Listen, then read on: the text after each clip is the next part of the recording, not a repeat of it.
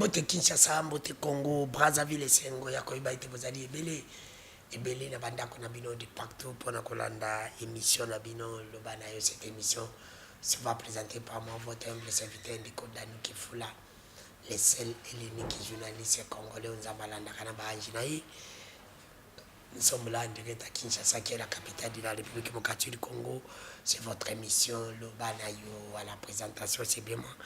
Votre humble serviteur Ndeko Danuki Fula. Je vais recevoir pour vous aujourd'hui mon amboka Jean-Philippe Apati Ekolo, mon amboka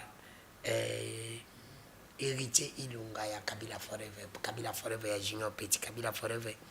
Comme parti politique, désormais Kabila Forever Ilunga aspect comme parti politique. C'est un bon côté comme on a parti politique en combien parti politique en union se base comme ma soeur une bango ba agrément ezawapi. Biso mukoto koma bakonzi na mboko avant ça la partie politique il faut il a biso des tarabilanga ozana ngo déjà il faut il a biso ngo parce que photo banda ko dia mondi mape mwana na ali biso be azala mwasi to mobali akende soda parce que photo changer photo yana mwa ba innovation na mboko on peut pas se révéler matin comme ça oye pour ça politique oye pour comme on a parti politique. Alors tout le monde veut devenir des politiciens ba to ça la bilanga bazate ba onyo so mi bali de bazaba invité. La mission à mon collègue, nous sommes là en direct 17h, tous appelés en direct na perfect. Ah, tout mais quand on a pas sur les arabes, vague comme il y a bateau, nous sommes comme au Kende, na M23, tout ça comme on a même bateau bazali. Plus proche na tata mon conduit, on a bateau bazaki, bazalaki na ba poste bateau ba ici ba poste belé na mboko bazako Kende. Est-ce que aujourd'hui les lots hypothèse tout le monde va pour vous êtes sûr que M23 va poste parce que l'autre monde il a été asservi qui se dit à poste à minene à Kekuna. Est-ce que Balanki aussi a fait est-ce que Kekuna kana ba poste ou pesa isaleli à bateau bazao isaleli à bateau bazao bazako sala mabete par exemple ils en ba ilo comme ça ko bomba mate tomi lo belapé yo zanga mutu osana kana batu nyoso osani na cousin na osani na neveu na osani na koko na yo ko zanga malamu. C'est comme si na Congo batu ba comme na hypothèse moko tout le monde est mauvais sauf Kisekedi. De là comme on dirait tout le monde est dangereux sauf famille Kisekedi. Les collaborateurs sont mauvais tata mokonzi ko le bon. C'est il est libre de choisir ses collaborateurs. Mais comment yo za bien mozo choisir ba collaborateur mabe. C'est possible na ngana lo bakena na ezaka hypothèse. Alors, les collaborateurs qui se quittent dans la Ramabé, qui se quittent dans la bien. Si vous savez que vous avez moi si, à l'engagement de la famille, pour engagement de la chambre, ça, il y a un mal à bien faire. Ils ont un gaïka, ils ont un analyse. Est-ce qu'il a fini moutou? Ils ont une faction. Pour la mongo, comme qui m'a une faction, car le biba zingai.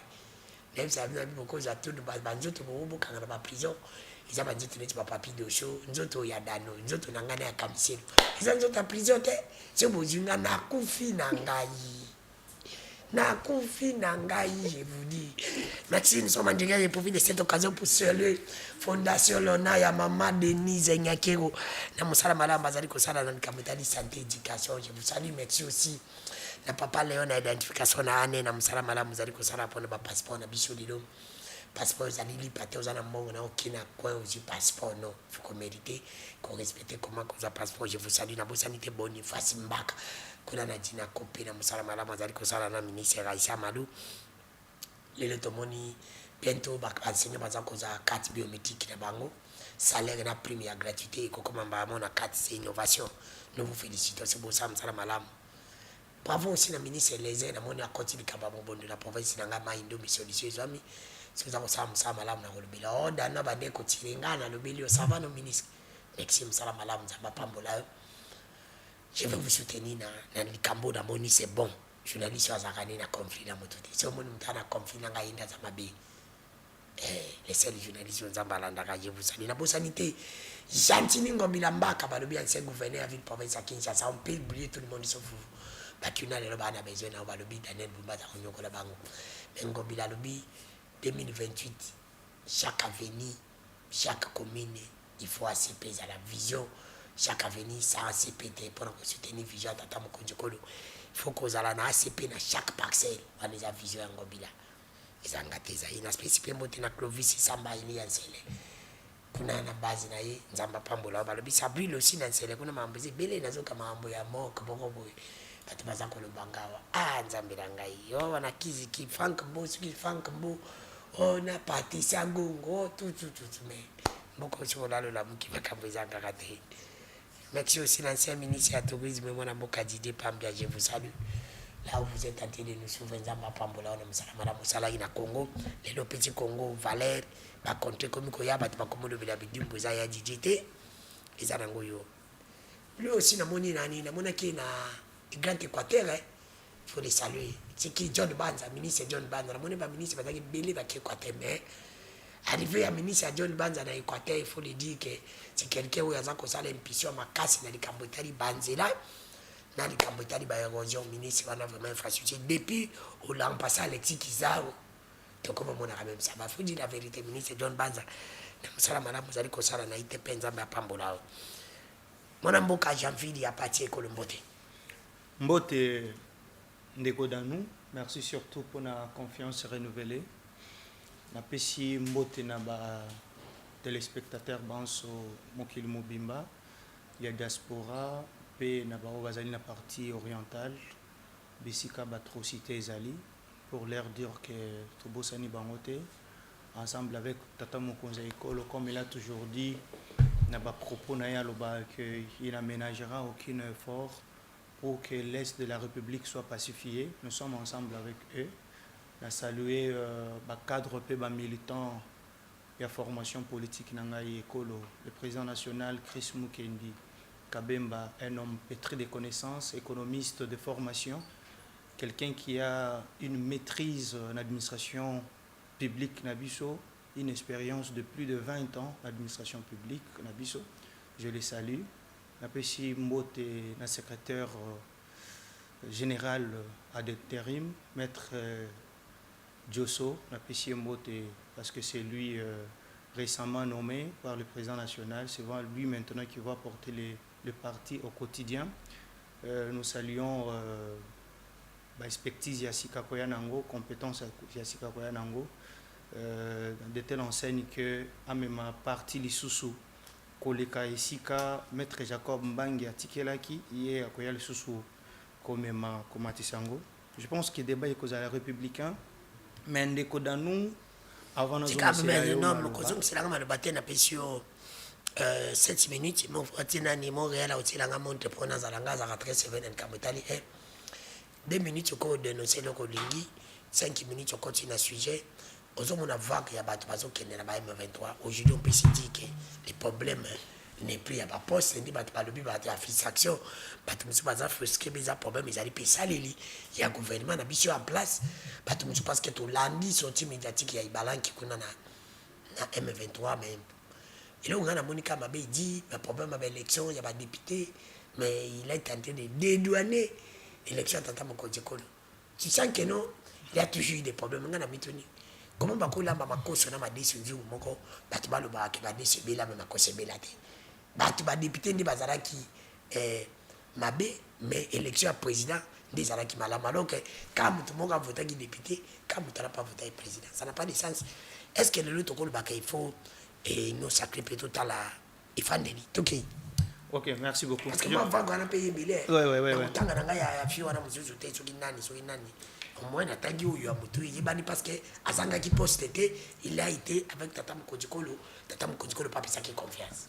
Merci, une pertinente question, mais avant de vous répondre, je vais y revenir, mais laisse-moi un peu dénoncer quelque chose. Vous savez, c'est depuis 2021 où le président de la République avait porté un choix judiciaire à l'endroit du VPM, la fonction publique, Jean-Pierre Liaou. Bazali na Mongala, précisément na Lissala, c'est une mission officielle accompagnée par la première ministre Judith Soumino avec quelques membres du gouvernement. Jean-Pierre Liaou Azali parce qu'il est bien justement notable Yakouana. Qu'est-ce que je veux dire? Je veux dire que Jean-Pierre Liaou, tant qu'il a une fonction publique, il a une mission au Tata Mokonza École à Pesaki. Dans nous, tant que Jean-Pierre Liaou a commis la fonction publique, akutaki mwa mambo ebele o etikala ko sale matin na République démocratique du Congo. Vous êtes sans ignorer que c'est à l'avènement de Jean-Pierre Liaou avec la vision incarnée du président de la République Félix Antoine Tshisekedi Tshilombo. Jean-Pierre Liaou a mis ba réforme ebele dans le secteur administration publique na biso. Mais aujourd'hui, pas plus longtemps. Beaucoup de choses, il y a il y a beaucoup de désordre là-bas. Non, non, là-bas, ce qui... Vous savez,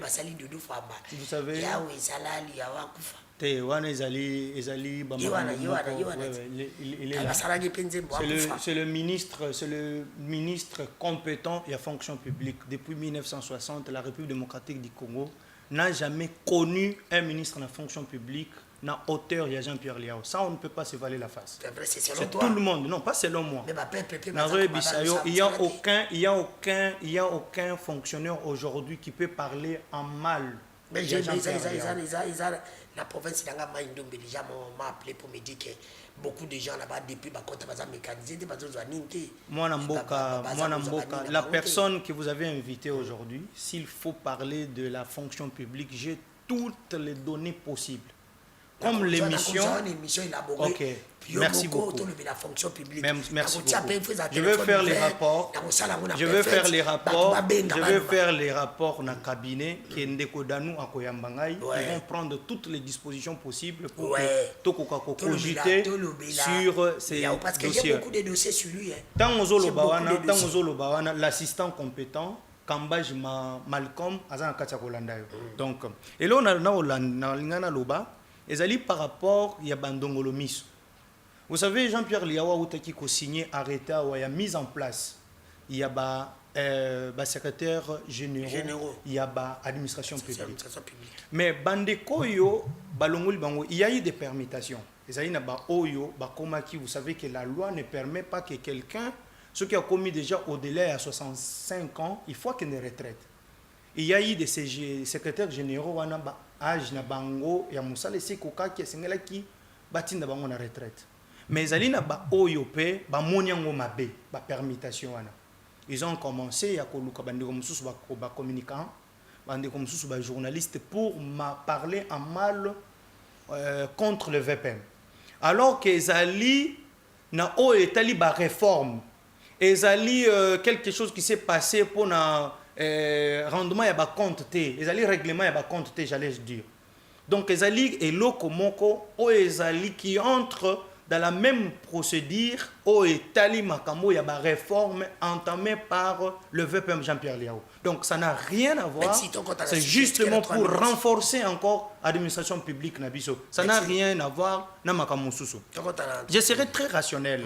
Je serai très rationnel dans 3 minutes. Je vais répondre par rapport à la question il y a au Italie de Jean-Claude Ibalanki. On ne va pas faire allusion à lui, mais tout ça la allusion. Non, je vais parler en général. Pourquoi seulement Batubazo Kende? Ce qui Batubazo Kende, propos c'est comme si tata mon conseil écolo et Ali Mabe, ba collaborateur naie Bazo Kende bon parce que tata mon conseil écolo. Donc déco dans nous. Biso batoyo tous allés na Kinshasa awa. To soutenir pouvoir oyo. Ça fait 7 ans que Félix Tshisekedi est le président de la République. Nous sommes nombreux. Pendant 7 ans, il n'y a aucune réception. Je le dis ici. Aucune réception, il y a des communicants. Il y a de ces gens-là, ils ont soutenu Félix Tshisekedi. Batikala ko récompenser bangote, mais batikala ko kendepe ko simba mindu kitende godano. Mais chose étonnante c'est que Motoloko Landeko Jean-Claude Ibalanki, il a été nommé Namboka Oyo. Il a été nommé par Félix Tshisekedi. Il y a Liboso, nommé le coordonnateur, il a suivi, il y a encore il y a Dedé, il a été nommé ambassadeur itinérant, il y a chef de l'État. Lui, quand même, au moins, il a bénéficié de quelque chose, il y a pouvoir Oyo. Par rapport à Bandeko Ebele, je peux en citer autant ici, qui n'ont jamais été récompensés. Même la seule réception quand Kokuta nana chef de l'État boy, Kota lisaye o pe biso to kuta na kanango. Batika la kopesa biso ngote. mais vous continuez à nous recevoir. Toujours continuer chaque jour à ça, pour ça la recherche, pour nous défendre le pouvoir, pour une cause noble. Parce que nous disons que Félix Tshisekedi, c'est une personne d'abord, à Koki Koleka, mais les institutions de la République, et Kotikala, tu continues à défendre Mboka Nabiso. Mais ce n'est pas autant que et Koki Kotindangai parce qu'on ne m'a pas récompensé, moi Jean-Ville, n'a qu'un écosima mindouk ou bien qu'un écosé rallié, na batoyo, ba ko continuer ko tchat terreur, bato ba ko continuer ko boma. Et ça li pona yangote. Le monsieur a bénéficié Namboka Oyo. Pour être nommé, ce n'est pas une mince affaire. Mais le monsieur a été nommé 2 fois Namboka Oyo. Mais il y a de ces gens-là qui continuent à soutenir le président de la République. Qui n'ont jamais été nommés ou bien récompensés. Et donc on connaît Nanga Luba il a discours d'ailleurs que ba infiltré ti batu na bango bazana kati ya siècle tata mokondikolo. C'est ce que dit que Baza il a raison en quelque sorte. Je l'assume ici en quelque sorte. Ma demande na loba ki soki na bandi émission oyo na on cité par là. Ma demande c'est à l'endroit du président de la République. Oyebi biso to yebi saka président de la République qui Félix Tshisekedi a reçu na makamunyo mais a échoué quand il est le chef de l'État n'a pas pu que ça la classe politique naïe. Voilà pourquoi il y a tant de trahisons aujourd'hui. Sauf que Félix Tshisekedi, non, s'il vous plaît, Félix Tshisekedi a trouvé Ibalanki déjà. Nous on a grandi au Kouti Kombo on a déjà, Ezalaki déjà. Ce sont des gens pour son abango ezali yakobombama. Mais à l'incarnation, ce sont les gens qui travaillent pour le Rwanda. Merci. Donc le président de la République devrait attendre un moment oyo ko fongola misu pona bato nyonso oyo bazali nzinga na ye. Parce que à ce moment ici, nous ne savons pas qui est qui ndeko danou. Toyebi te nani aza nani. Je vais aller même plus loin ko senga ke na ba service ya renseignement na biso. Bakoka kobanda ko contrôler ba téléphone ba contact ya batu nyonso bazala kanzinga président de la République. Parce que depuis 7 ans que Félix Tshisekedi azali na pouvoir a subir kakana ba trahison likolo ya ba trahison. Merci, il a fait du bien aux gens. Merci. Mais en retour batunde ba ko trahir rien. Merci, vous avez fait 8 minutes de konangai Mitterrand héritier Lunga, vous avez aussi 8 minutes. Donc rapidement coup sur coup depuis qu'il Tshisekedi a sali 7 ans, ma collaborateur ne va pas trahir, c'est un bon monsieur, il a tout donné, mais Batou le Koso. Qui n'a pas de problème, ce n'est que des collaborateurs et chacun qui disait parce que selon Deco, à sa classe politique, il a hérité seulement des kabylistes. Mais nous faisons des kabylistes, c'est bon, infiltré qui s'est limité, ma Merci Ndeko Danou, merci pour l'invitation. Bote na ko débattre na Jean-Ville Nkuna, ça fait un bail que tu partager sur ce plateau mon côté. Bote na baï congolais nous bazali ko landa biso na bandako. Ndeko Danou ki fula naza motema pasi parce que na yoki lobeli makambo Argentine ngobila pona motema malamu ya salela ki wakinoa. Nazana ba témoignage envers Argentine ngobila parce que maman nanga zalaki hospitalisée, je crois que makoki ezangaki. Mais lorsque baebisa que maman ya héritier Ilunga azali kobela et je me rappelle les jours bazali koebisa Argentine ngobila que maman nanga azali kobela ndeko Janville muku nazalaki sur place azalaki na Argentine ngobila ayebi place bazalaki ayebi na muto oyo alobaki ayebisa ki bango boyebisa ya sala nini abenganga ayebisi bango botindela ye numéro nanga abenganga. Je le confirme. Na benga yete na ye ko benga ye na tongo ya mbeli ngai te atindi mutu na ye abenga ngai bisinga tokutana na pokwa na 15h atia loboko na poche bimisi bongo apesi ngai bisoke ko kite obengi nga numéro yango wana ozanango nzambe abatela ye a continuer ko salela mboka ndenge asalela ki bakino na bakinoise.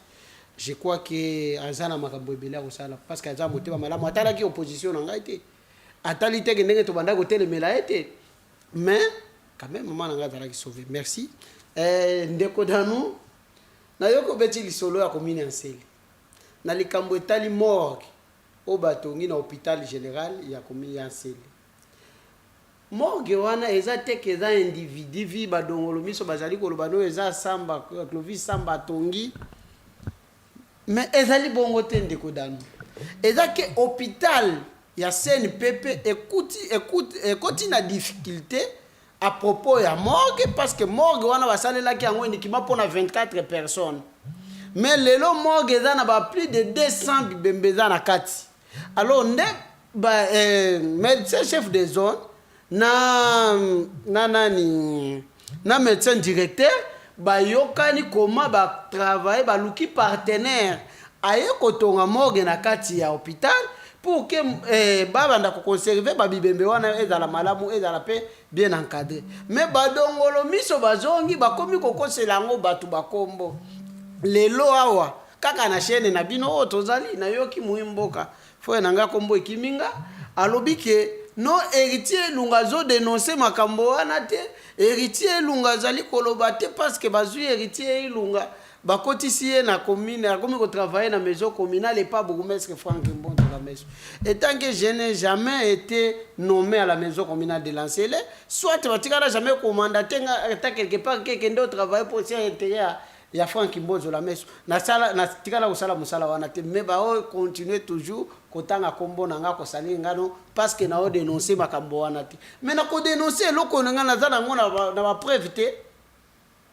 conflit ya bino na Franck Mbo etali bino etali ngai te soki bozo continuer bino pe boleka na télévision netinga pas continuer ko dénoncer makambo na bango bazali ko dénoncer mais ya koloba ke no héritier bandaki ko dénoncer na minute bazali ko dénoncer te parce que akomi ko travailler na maison communale en Sele za lukutara tsala na maison communale te donc ito zonga na mutuna na Franck Mbo na bino na commandant à Bourgmestre comment Bourgmestre neti en Sele les gens viennent ici pour parler de lui il représente quoi ces messieurs il a parce qu'il est de l'IDPS ou comment ces messieurs là, oh kaka Franck Mbo, ma belle Franck Mbo, oh là là Franck Mbo, mais si tu représentes quoi dans ces pays? Non, c'est pourquoi que mais zande que battu. On écoute, on est depuis na ebeli on est battu le bilako na bien. Que zo ça msala tu es mais non kaka battu le bilako mina ba conflit. Comme on est content na ba conflit. Apparemment il a fait son état là-bas. Attends, nazo le kaba dossier na yo à partir à mercredi. Ndeko dano c'est pourquoi nazo ebisa avant na mutolana nazo ebisa ba communicateur wana nyonso bazali kotaka kombo nanga na okebisa bango na lingi ba diffamation te na linga na sala kana commune en CLT ti lelo mbo atikala konome ngai te même chef de quartier te même chef atinel te siko bo sali nga pona nini ndeko dano to yena makambo ya régime o ya union sacrée omoni problème na biso na yoki olobi awa ke non bino ba kabiliste bo infiltrer union sacrée bo kotiti na kati bo infiltrer tata mokonzi ekolo bo infiltrer ba institution nazo bisa onde ko danu la plupart bato ba ke union sacrée eza ba kabiliste te baza ba tshisekediste bazali ba ancien ya IDPS créé par Etienne Tshisekedi, créé par des 13 parlementaires et à IDPS. Les lots de ceux qui ont été union sacrée, on va Kabila ndé muto infiltré nani, akei nani union sacrée. On va ndé infiltré union sacrée. Infiltré te, même des zongi ndé côté na bango. Parce que la plupart des bateaux va créer union sacrée, bah ça va ancien ya IDPS parce que des vrais kabilistes n'est pas biso ba héritier lungabo. Tokeité. Parce que tu n'es pas Kabila, toi, on a des tendances. Ce que janvier, quand le batteur il fallait revenir à Kolobaboy. Tata Mokonzi Ekolo. Pour ça, la nouvelle classe politique, il fallait non olongo la batu oyo, toyeba bango déjà na bizaleli amabe. Neti ba bemba, ba mende, ba bakike mulumba, bambo to longo la bango. Parce que baza déjà na omoni avait dit, vu que justice est salamate, tokenda na dialogue, to solo la to vanda, to ziba to wana to lobi no bandeko, bozo boma.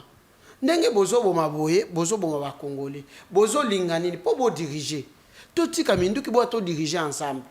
Mais le même comportement, après président wana kokende, président mususu aye, to moni bandeko mususu ya sika ba kei ba sali les mêmes actes. Oyo ba oyo.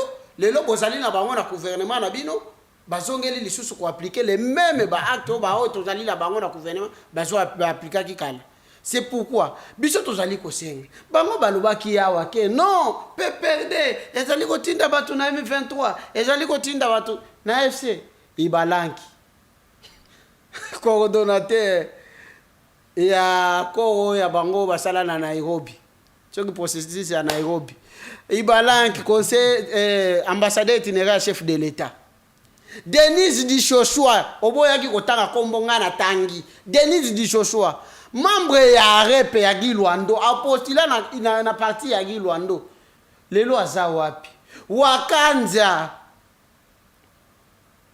président interfédéral ya IDPS Canada est-ce que azaka membre ya azalaki epa Kabila ba o nyonso tozali kotanga ezali batu ya IDPS na batu ya ça veut dire bazali batu ya union sacrée bango nyonso nini ezali na biso lelo tu vas chuter par là.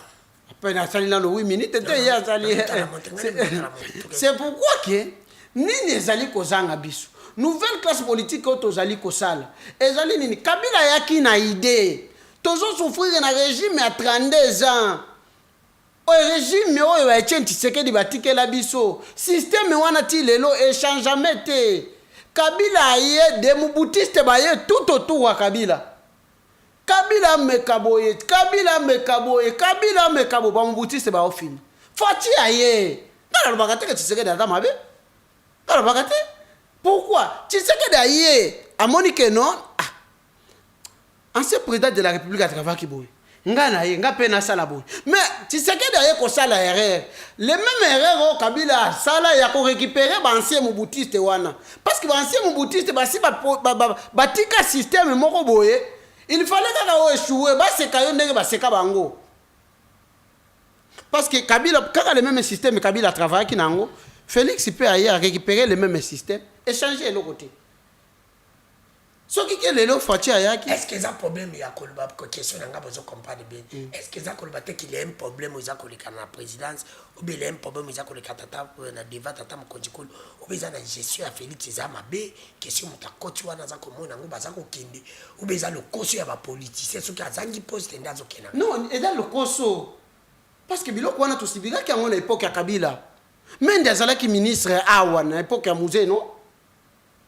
Akima akenda na RCD Goma aye kozonga mais lorsque Kabila aye babomi Muzé Kabila aye mende azongi lisusu no mende akenda rébellion deux fois peut-être batu aye bakati mende akei rébellion ta Muzé aye akei ta Muzé alobi ba troupes armées étrangères se retirer na sol congolais ta ba Bisimakara bakenda na ba Alexis Tambomwamba bakenda na ba mende. Après Muzé aye ko récupérer ye na nzela ya Uganda aye ko zongisa ye. Ta Muzé akufi mende azongi lisusu rébellion na bamboso na bakinke. Nde bayaki ko zonga lisusu tatu ke na dialogue à San City 1 na San City 2. Mais lorsque lelo régime à Kabila eke to ye na régime à Félix, les mêmes ba congolais mususu a lokoso pouvoir basali nini poser ba même acte o bande kona biso mususu basala ki nini ba posa ki ba acte wana siko na minute oyo lelo atandenge Janville azali koloba ke non il fallait ba banda ko vérifier ba téléphone na bango papa ba téléphone yo ne tiyo bozala kata na trois téléphones oko tambola na moko tiki yango kono bandi ko sali lango ba kope na yo. Merci mwana mboka Janville Olandi bien héritier lunga vous avez 5 minutes zo banda na 5 minutes alors bien que ils allaient nango le coso politique. Mais comment faire maintenant pour notre longwa n'a pas problème mieux le baki classe politique qui t'attend il fallait changer.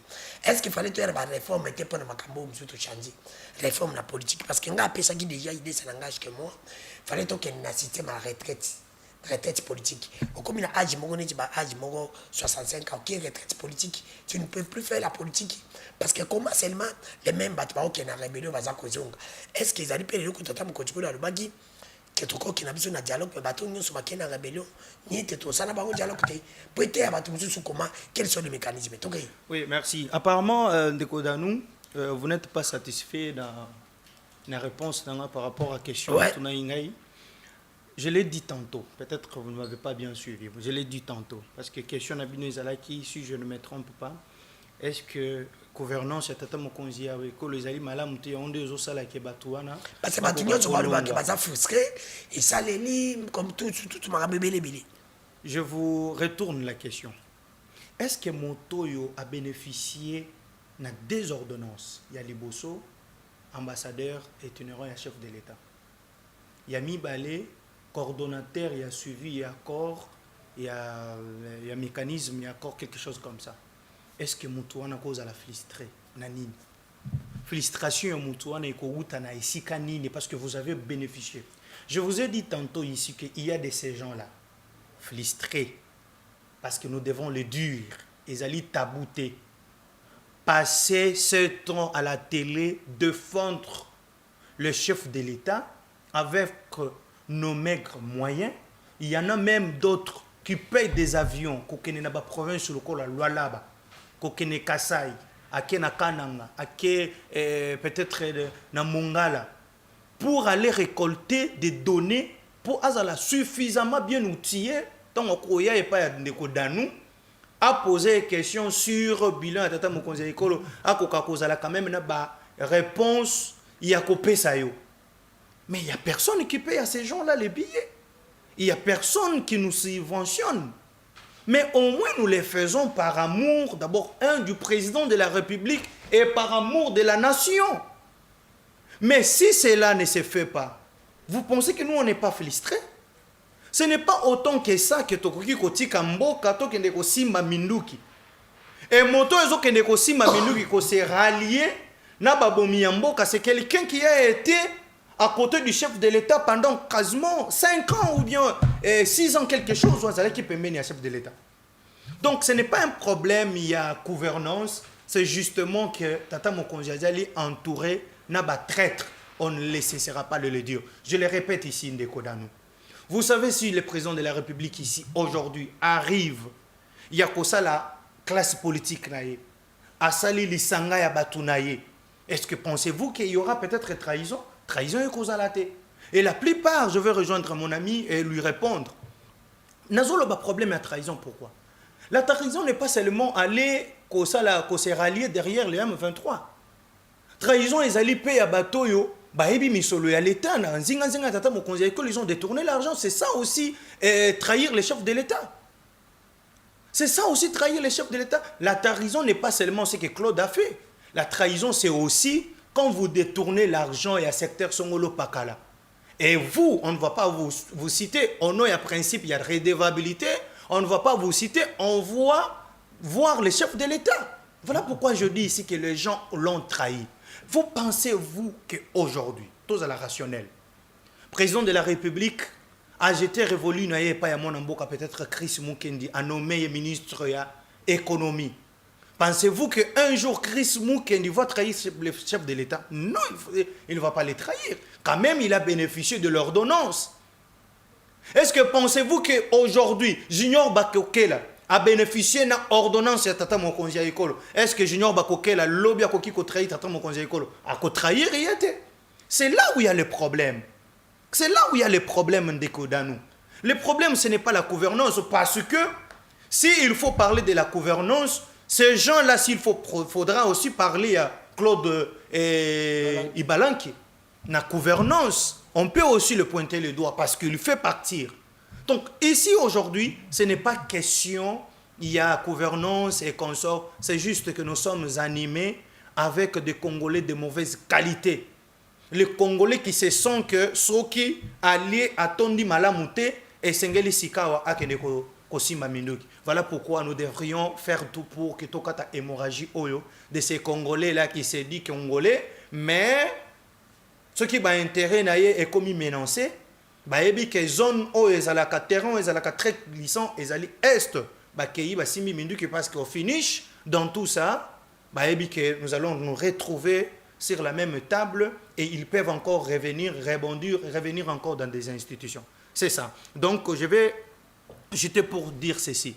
Le président de la République, il n'est pas saint.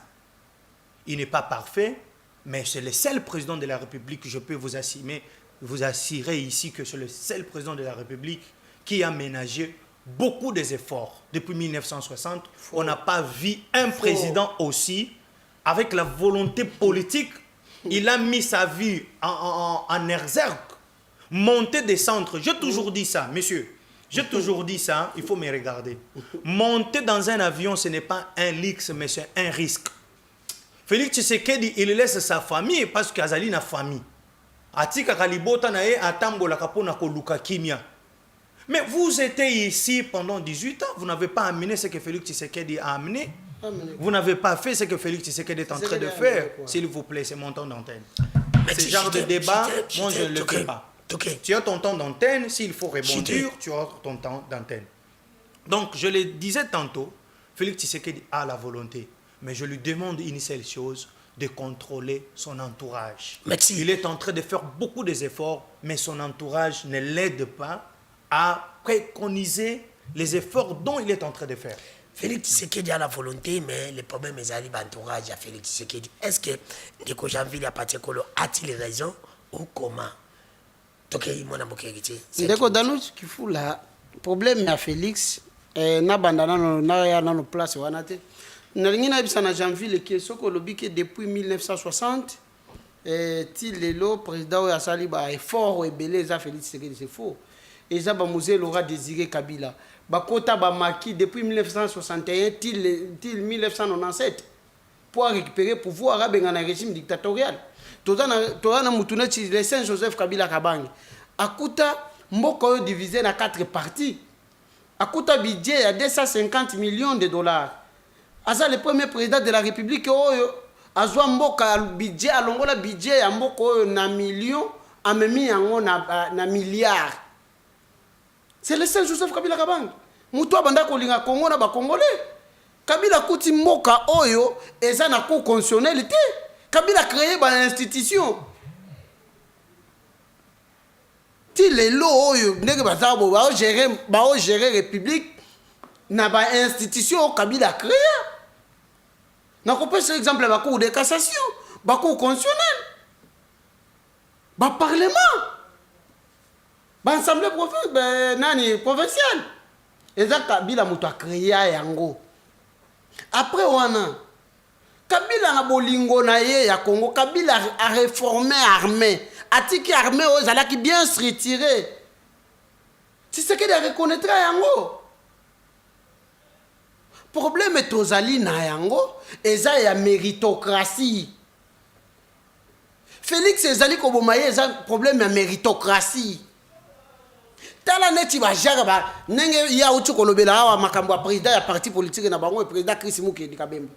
Mais batiki mutu neti président Chris Mukendi Kabemba bongo ba ye kozwa grâce routino et ze étudier. Ata yo moko. Comment vous tika mutu ya bongo na ba compétence nyonso bazana ba uti kolobela awa mais pour nommer esengela kinini? Il fallait que nous ressoumons ma casse sur mon mondongo. Tout ça, bateau bazali compétent, tout le monde a ba place, ba réforme, ba mana ba place, ba leka. Okozo mutu par exemple, net il aura ba tout le monde. OK. Obi na sala na tala ba parcours ya mutu wana lora ba tout le monde. Tana moni ba yeko ko sela makambo ya mobondo wana yeko sala ba analyse na ko monate mutu so ba pesi ata ministère. Mutu akoko sala quelque chose. Masaki DG il avait rien fait. Te amema la réforme. Quelles sont les réformes qu'il avait amenées? Yokande ko dano. Quelles sont les réformes qu'il avait opposition? Mais oui, oui, Nathalie réforme oyo Laura Batumuna tazalaki na DGI.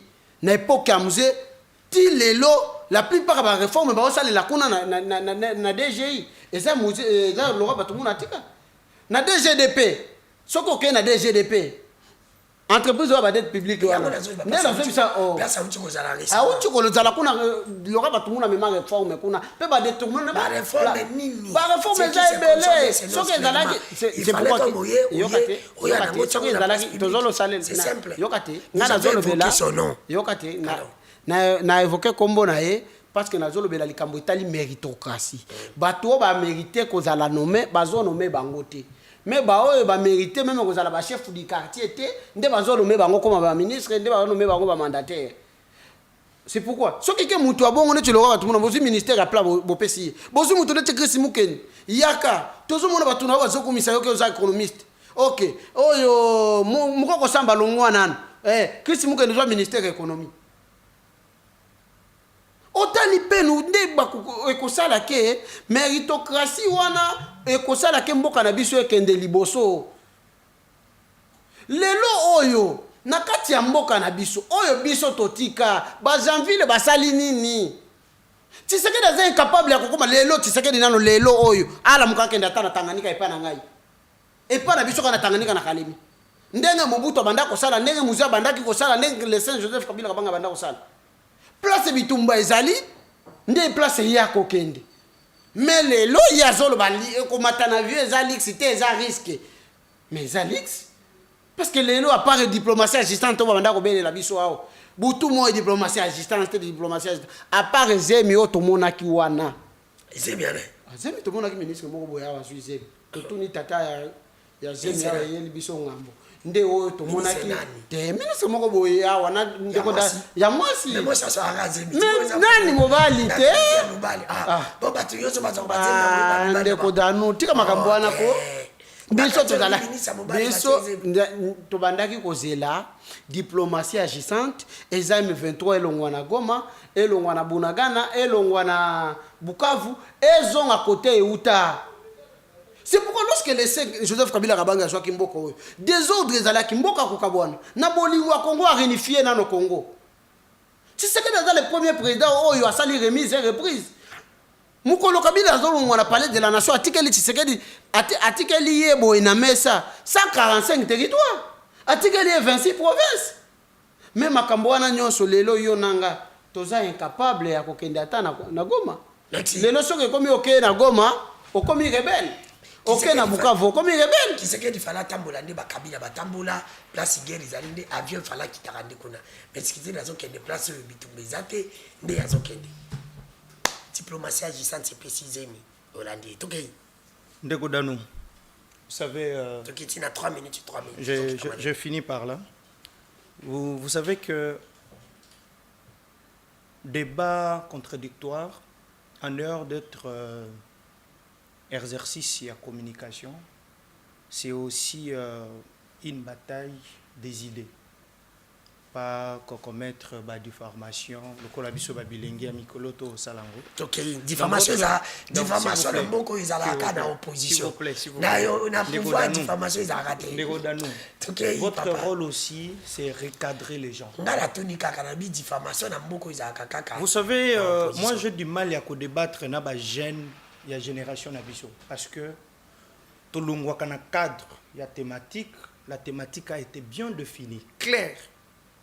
Mais à force Yakobo Yakozala bien équipé, à force Yakobo Yakosala la recherche, et puis insuffisance Yakobo Yakotanga malam, ça nous ramène à un raccordement fraudulé. Qu'est-ce que les noms de la dame Zeminae, ça vient faire quoi sur ces plateaux? Et un monsieur comme ça, demain si on l'interpelle, et ça sera, regardez le pouvoir. Qu'est-ce que ça vient foudre sur les plateaux de télévision? Nous sommes en train de parler sur une thématique qui est claire, monsieur. Nous parlons sur la gouvernance de Félix Tshisekedi. Est-ce que Zali Mabé, voilà pourquoi Batboro Kendeko rejoindre M23. Mais qu'est-ce que le nom de la dame vient foudre sur ces plateaux? Et demain, si on vous interpeller, après vous allez dire que c'est le régime. Mais n'a pas cité le nom de s'il vous plaît, non, mais s'il vous plaît, il faut recadrer un mot. Il faut recadrer un mot. Ce n'est pas bien. Ça, c'est juste un conseil, je vous concède. Le monsieur a dit que Kabila a laissé beaucoup de choses.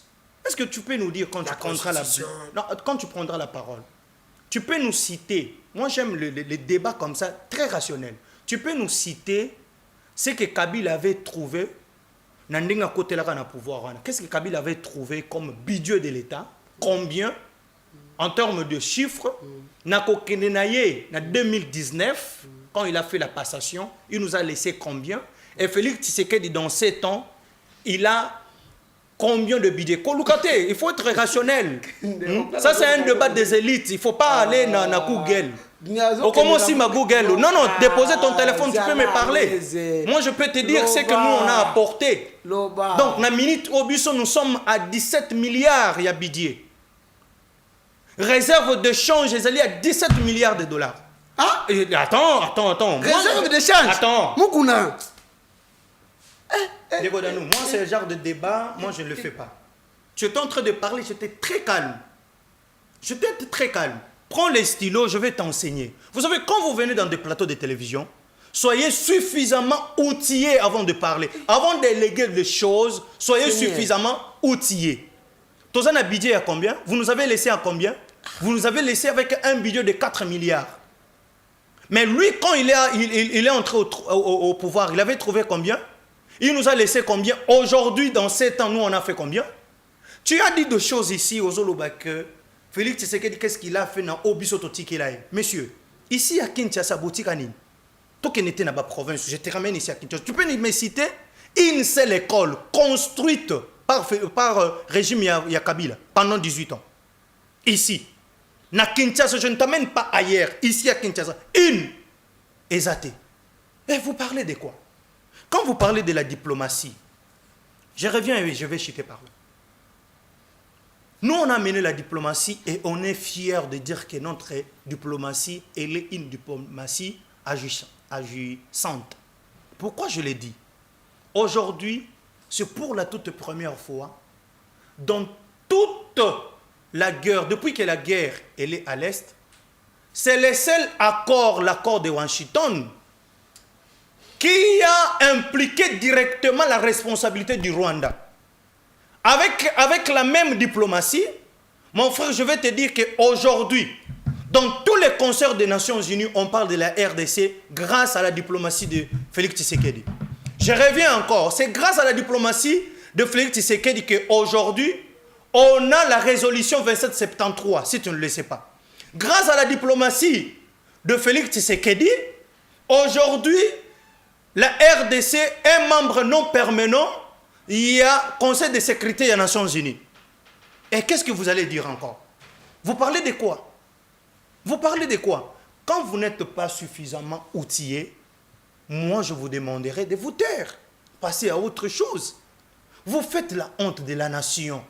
Normalement, na bamboko ezali sérieux, vous les Kabylistes, on ne pouvez pas kotia biso na ba mesa boye poto discuter. Normalement, je serais à l'aise ndeko danou ya ko discuter na batulokola ya Lamuka ya Martin Fayulu. Mais pas avec vous. Vous avez détruit le pays pendant 18 ans. Vous ne serez pas en mesure de me dire combien ça peut s'expliquer dans 18 ans. Et vous le savez très bien que pour que Mboka kende liboso et sengeli ba classe bana ba kende classe bato baza na université bano ba komi na âge ya kende université après avoir fini l'école primaire et secondaire et sengeli a kende na université et sengeli kotonga l'état azali na devoir ya kotonga ba université. Est-ce que tu peux m'expliquer nini kangabino pendant 18 ans boko kakodote na RDC ata na université moko moderne okoko yebisangango? Mais avec Félix Tshisekedi, mais avec tout ce qu'il a rencontré, na pouvoir naïe, mais quand même il est en train quand même de faire quelque chose. Félix Tshisekedi a trouvé bino bokuta makambo biso tokutani na ngote. Pendant régime na bino Covid etikala koyate. Pendant régime na bino Covid ezalate. Mais nous on a trouvé quand même mais tokutani na likama ya munene wana ezaki mondialement batunyo so basubisaki nango. Mais avec ça, quand même aujourd'hui, il y a des universités construites. Pas seulement au Kasaï, mais il y a des universités construites. Il y a un programme crucial de 145 territoires. Il y a plus de 600 écoles construites par Félix Tshisekedi. Aujourd'hui, il y a gratuité et enseignement. Aujourd'hui, il y a gratuité et il y a accouchement pour ma maman Nabiso. Qu'est-ce que vous voulez encore parler? Ce qui nous reste ici, c'est d'en finir avec cette histoire des atrocités de l'Est et vous n'aurez pas autre chose à dire. Maxime, vous avez fait 6 minutes, 7 minutes et il faut rester aussi calme et laisser aussi l'autre. Je suis très bien éduqué politiquement. Vous avez suivi l'autre à le boutin de l'école, boutique Mini. Et Bazaki Bidé, Basali ou Basali. Ataï au biloko Basali. Donc vous avez 7 minutes. Merci Ndeko Danou. Je crois que bato bazali kolanda biso na bandako ba comprendre lukuta bato ayinyo saka. Balobi ke biso pendant 18 ans to sala eloko te. Tokuti budget. Il y a 250 millions de dollars. Na 250 millions de dollars, c'est l'oye. Na aucun dégât na malobanaye. C'est l'oye totika ki budget à 4 milliards. Na budget à 250 millions, na budget à 4 milliards place ya soukeli. To bimisi constitution. Na budget à 4 milliards non non, to batba Olanda biso. Budget ne bimisa la constitution. S'il vous plaît. Otanga malamu te yo. Otanga malamu te. Budget ne bimisa la constitution. Budget bimisa la constitution. S'il vous plaît. S'il vous plaît. Ce n'est pas à toi de constituer de voir qu'il n'a pas très bien étudié. Laissez la population.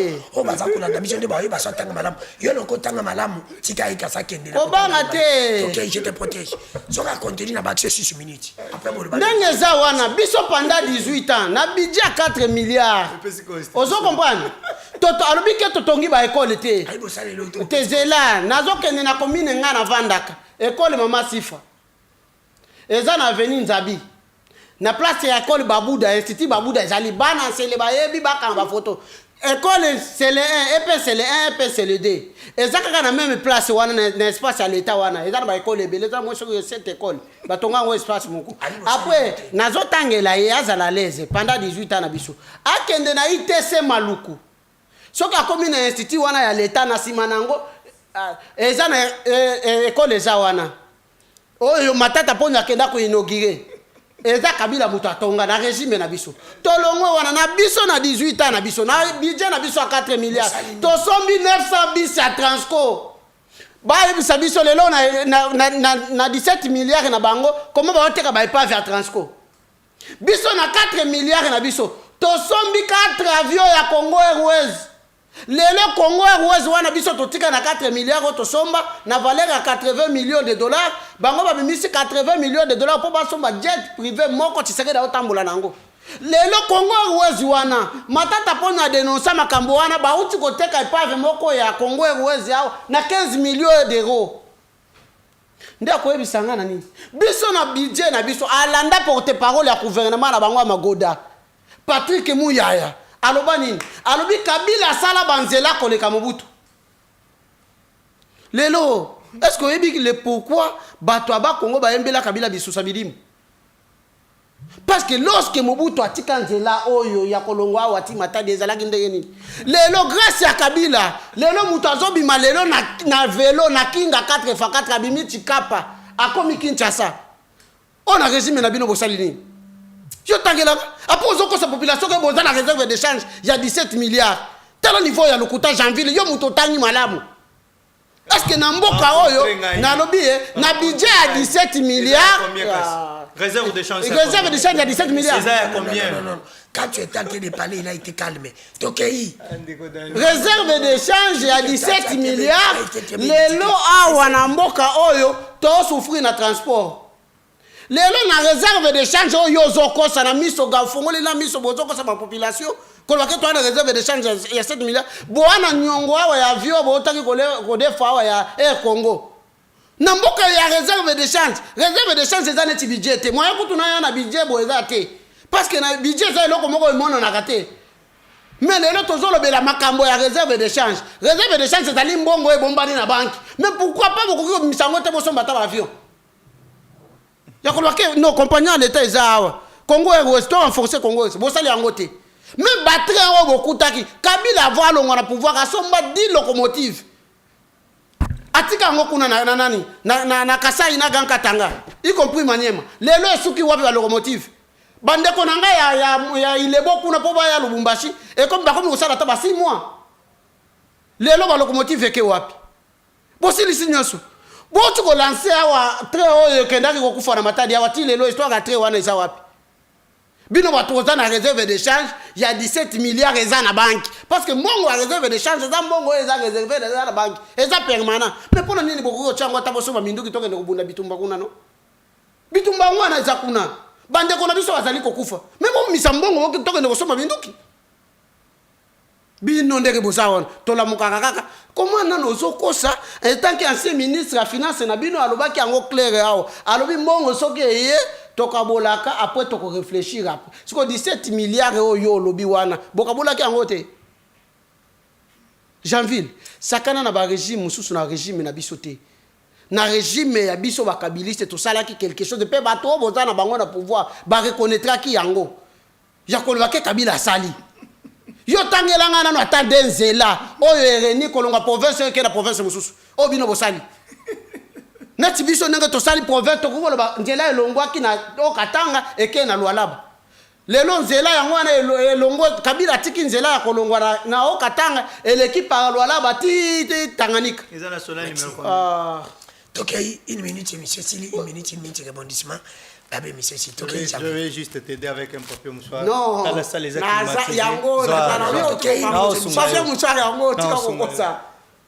donc, Ndeko Danou Bandewa Rolanda Bisso, moni que le monsieur a été contraint. Donc, vous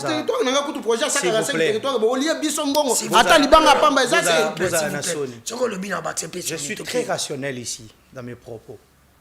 J'ai dit avec le programme crucial, il y a 145 territoires. Tu ne m'as pas rencontré. On a construit 600 écoles. S'il vous plaît.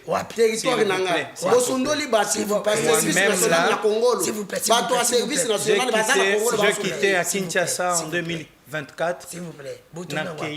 J'arrive.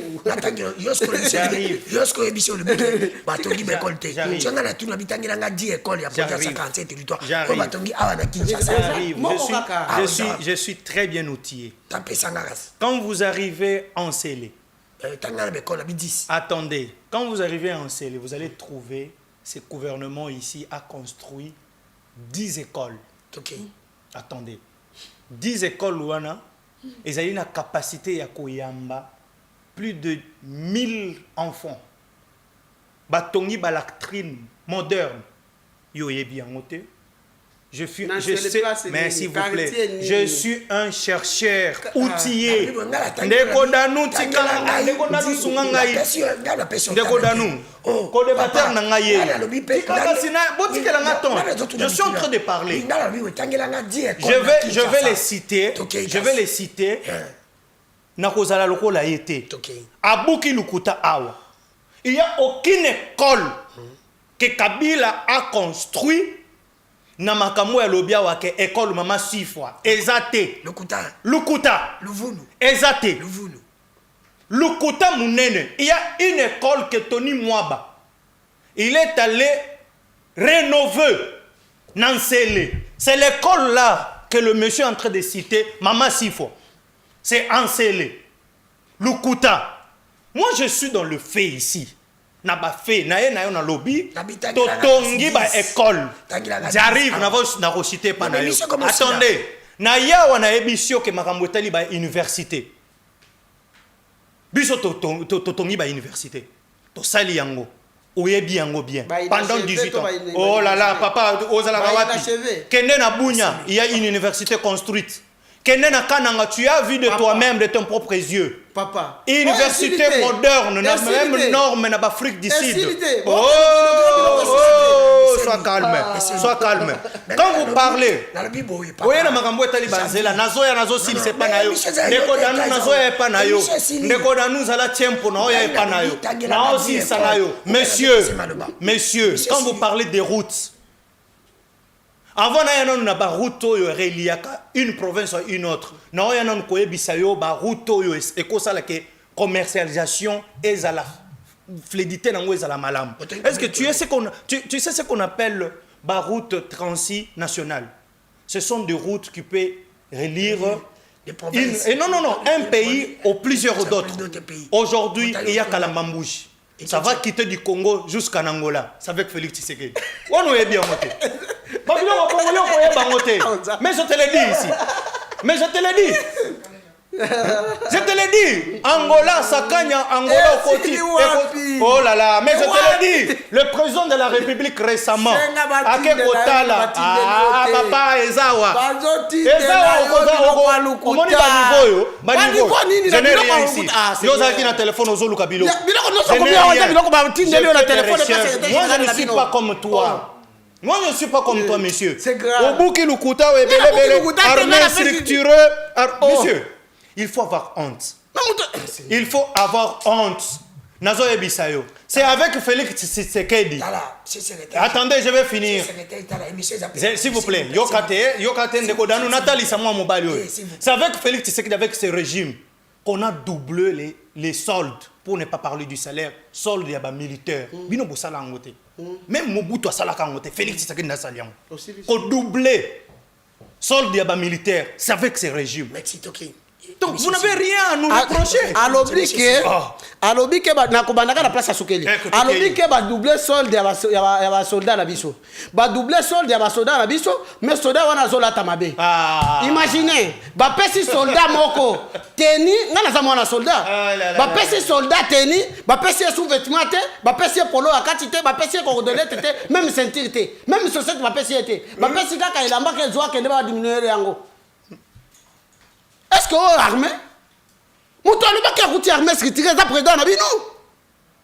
Est-ce que vous êtes président de nous? Jean-Ville, oh, Kabila, Sala, tu sais que la boutique n'a jamais que ça l'a ngoté. Ni c'était tant que le monsieur ici, il y a une classe mouton tanga, la nabiso lobby, les budgets, na budget ne va pas sa biso ba institution. Non, na osungaye. Non, mais non, kosungaye tes apunta d'antenne naye. Il faut aussi accepter quand tu as parlé l'autre t'es calme. Laisse-lui le temps aussi de répondre. Tokei. Alexandre Moni n'a pas de colo. Maître Papi Josso, secrétaire général de la Bango, tu as parlé le temps, il était calmé. Si pas toi. Omoni Janvier. Ozo continuer koko sa na miso polele. Eza nini masta nangai. Oyo Kabila sala Tshisekedi akosala te. Kabila organisé élection akuti mboka o ezalaki na banyongo. Kabila silisa banyongo. Kabila organisé élection en 2018 na mbongo na biso moko ba congolais. Lelo boko misuka manda bo ebi deto botikeli biso. Bobi nyongo combien botikeli biso. Régime ya goda oyo. Biso tozali na posa, biso tozalaki na posa, babiloko inacheve oyo, bino bozo kende ku inaugurer biloko esilité. Boya wa centre culturel esilité bo inaugurer. Bokeya wa centre financier esilité bo inaugurer. Bokende aéroport ya Luala ba esilité bo inaugurer. Il est essoufflé, oko sunga kata no émission parce qu'il n'a rien. Kata no émission. Zalaka na soni. Tout ce que tu viens faire à la télé, c'est Magoda, c'est ça. Biso, parce que ça bozo présenter biso. Même na régime à 32 ans, batika la jamais ko sala biloko wana te. Moi je viens na sokoli mai. Na ye ko sala no débat pour tout ça Magoda. Non, ça ce n'est pas intéressant. Ce n'est pas intéressant. Ce n'est pas intéressant. Ce n'est pas intéressant. Donc, une minute ici. Donc, je te protège. Parce que y a un lobanga na zovanda. Mais na assilisi na pression. Lelo oyo ba acte o bango ba ndaki bazo poser. Ndezo sala biso ke to tinda bango, to expliquer bango parce que ba acte wana na ba régime ne pas intéressant. Ko sala maté.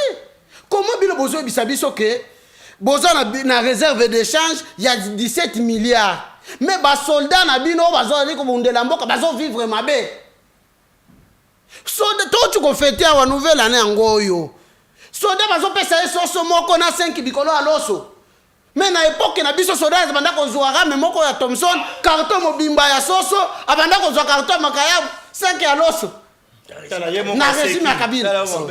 Ça c'est plus un débat. Na ce qui va toi ba assistant na ba tali ko lo ba. Vous comprenez? Biso na régime na biso lelo oyo Kabila atikelaki ba soda na biso batongela bango ba maison préfabriquée. Bino bozwi mbongo a préfabriqué bolier. Merci. Vous comprenez? Lelo yo ko comparer régime na bino te na régime na biso ndeko. Monsieur Sili Janvier, na peso une minute. Tangilanga 10 écoles oyo bino botongi. Ndeko danu. Nasuki wana. Je le répète Janvier, ici. Yoka, mon émission, Yoka. Laissez-moi avancer. Laissez-moi avancer. Cette émission est pédagogique. Autant que comme le bikenzela ya kalamba mbuji de kanangati et kotanzela nanga na pratiquer on a 600 dans la campagne. Aucun ça ça combien de kilomètres? Parce que quand tu connais oyo tangi lubi oyo tangi bien. Nazo débattre na yote mon co-débatteur est là. Écoutez, je vais finir. Vous me laissez le temps? Oui, non pas ça été. Vous me laissez le temps? Nabi on tangi langa 10. Secrétaire général n'a pas quota. Vous me laissez? Non, laissez-moi, je suis bien outillé. Attendez. hier malobéza souté quand pas nous dit Ndeko Danou na débattre j'ai un co-débatteur. Vous êtes celui qui n'a pas répété un mot je le fais pour n'abattre les spectateurs. Ici à Kinshasa, le gouvernement congolais, sous leadership et chef de l'État, on a construit 10 écoles. Je l'ai dit ici. Mais pour citer les noms par nom, je vais revenir. La semaine prochaine, je vais revenir avec les noms des écoles. Mais je suis rationnel. Je suis rationnel. Je vais te recevoir ici. Recevez-moi ici. Je suis rationnel, je l'ai dit. Ici, on a construit 10 écoles. Mais pour le moment, les noms de chaque école, ça m'échappe. Mais je vais revenir. Je voulais parler d'un CELE. Il y a des écoles construites ici. Et la ministre Malou, il y a enseignement à Kendeki ko inokiré. Donc nakoya lisuso mais ben je suis là. Nazoya. Merci la bande ko yeso balanda ki biso nous étions en direct pam sibe katoke na balati bande ko ngai premier élément na silisi na ngai émission na des éléments il y a les bossés ezali dossier moko ya partiel les ana numéro colonel Beya numéro 15 16 pam sitela ngana belima wana ezali ndako muzitu akweza na dossier moko ya ndako boko mona dossier moko mona ya ndako ezana lupango moko na colonel Beya numéro 15 16 côté gouvernement provincial ezali on cite le nom de Muzitu VPM Muzitu a commis ministre Muzitu a kolinga ko boto la ndako ya bato balobi Muzitu nazo compare te biso na bandundu tozaka na makambo te biso bata bandundu yo mona bata bandundu ba komo ke na rebellion na moni na umsa ke na rebellion biso to banga na biso makambo bandundu tozaka na makambo te mais comment Muzitu komi kaka Muzitu ba pesi yo ba policier pona ba kengila ka yo en tant que ministre ya mboka mais yo komi koza ba policier wana bakende ko bengana mutu na ndako bandeko na ngai bokende Muzitu travaille avec une banque de la place pour la koboto la ndako ya jeune wana kimi lelo aza exilé na poto akende na Canada to États-Unis bakoteli bango na ndako na basoda ya Muzitu batabase bango soit disant que ndako na Muzitu alobeza yi na colonel be numéro 15 16 bomone ya diagonale na gouvernement provincial place ba ministre provincial bazala kava koko ma 2h la vini wana ndako wana za na problème et Muzitu veut demander à ce monsieur prix na ye pour ndagaso wana atekela ndako les gars les fils botala ndeni bakoteli bango na bandako bakopata bayaki na balobi ba créer balobi ba futi na ndaka bato o balingi bazango bachapa wala balobi bla bla cha mungumba secrétaire général ya Muzitu yewa makambo na ko ba ndako yo Muzitu ayibi am makambo ya ndako yo Muzitu ayibi am et soki na kosi télévision yango Muzitu atinda bato ba pesa de réponse est-ce que Muzitu yebi conflit ya ndako ya colonel Beya numéro 15 16 oyo zana ngote na ndeko ebo kimisi na poto ndeka zabo zana basoe babeti boko mona même ba vidéo akima kokima depuis kaka ndako eko rebondi elle Muzitu akomi nomi c'est pour te dire que na mboko yo soka ba nommé au mukonzi ba règlement de compte alors que ministre de justice a outé ko le dossier moko na ko senga na ministre de justice a outé ko le dossier ba parcelle zana conflit na Gombe bandako presque belé za na conflit na Gombe ezali conflit za bandeko ya position te bandeko ya pouvoir soka muta komi na pouvoir comme le kandako na Gombe akomi ko le kandako na Gombe na sengi na ministre de justice kende pe justice kotala na Konebe numéro 15 16 dossier zo posé Muzitu na un congolais oya kimi na poto Muzitu soko moni mwana sosa Tony Tsungu yebaki mama na za sana si omoni conflit andako yo bato bakotinda zaka bato na mimi wana pouvoir ndi bakotinda ngana ko ibso na journaliste yo zana pouvoir zana bon vous bundela mutaza po amushi ozo compagnie te kazo tio bakal ke bazo tindi ko ba ochakal Muzitu sosola Muzitu sosola batabandi ndito zaka boite likambo yo na kosite soki na kosi oleka bolu ke infraction boya awa boya ko demanti tinda boya ba communicateur bele na bede baba ya demanti TV yango Muzitu moza ko mona pancarte na botala nzela ya bandundu awa na ko imsa bino tata mukonzi ko la bi conseil nini conférence de gouverneur mbalo za na bandundu botala nzela yango mongata nzela moko mona eza nzela ememi eketi bandunduville nzela ya mongata botala eta nango nzela oyo ministre eleza auti oleka botala eta ya nzela oyo epa félix antoine tshisekedi anzeli mwana asala lisumu te fati beto fati mukishi nzela oyo elesaka kinshasa est ce que félix akokaki kosala banzela ya kasai sa asala nzela oyo liboso parce que kinshasa eza na 2 province oyo eliama bakongo central na bandoni route nationale numéro 1 na route nationale numéro 2 botala nzela e bato oyo bato kabila anomaka era anomaka bamuzitu na bato na bango nani oyo mosusu na baminaku na bamboso basali kaka nzela ya awa tiki kwiti baboyi kosala nzela ya grabani awa ti banduni na mongata parce que ekabwani apres namoni journaliste moko azoyeba bato ya grabanduni nono lobela ke kabila apesaki bato ya kikwiti kote ya bawera kote ya baredi ya misi nde apesaki bango babokonzi wana baminaku bamuzitu bakinke nde babongisa tellement ke bazaka bamemaka matibalisme babongisi nzela na bango bazwi nzela ya grabandunu na mongata ti kokoma banduville etikali na etao botala bino moko etao nzela ya grabandunu feri kisekedi bato oyo nzela oyo ememi ndeke province ya maindombi province na ngai yango botala nzela oyo kuna bavote kisekedi akokende conseil de gouverneur za nzela botala nzela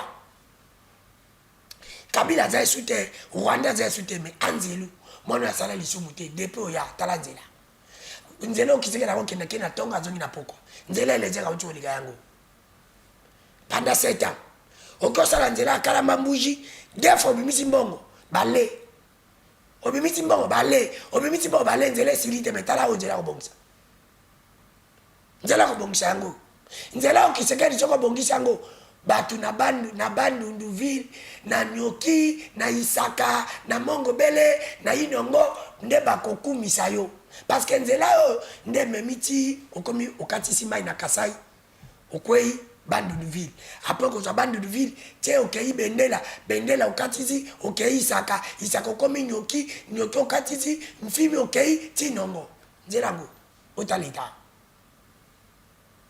yango baza koloba balobi ce n'est pas normal kisekedi yango nazoba na bi c'est comme si hypothèse ya koloba ke président aza tribaliste bato mosusu bakoza mpe na raison